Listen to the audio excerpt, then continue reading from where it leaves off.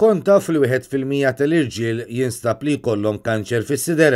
Dan ħareġ waqt attività organizzata mill-Action for Breast Cancer Foundation li matula kien imniedi filmat informattiv biex wieħed jara fis-sintomi ħalli jfittex jieħu azzjoni.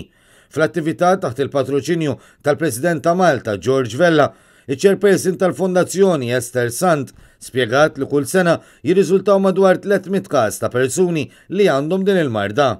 Kien hawn fejn spjegat li 3 minn dawn it-300 jirriżulta li jkunu rġiel kif ukoll li bejn 5 u 10% ikunu każi ġenetiċi.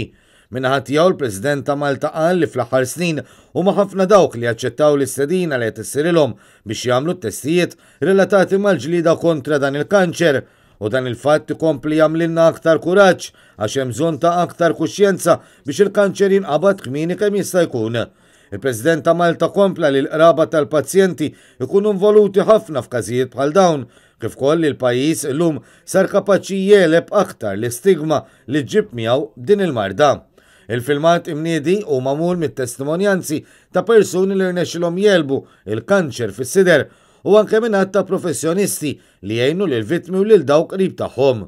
Dwar dan il-President ta' Malta appella biex filmat bħal dan jitqassam ukoll lill-istudenti ħalli anke huma ikunu jistgħu jxerdu aktar il-kuxjenza fil-ġlieda kontra din il-marda.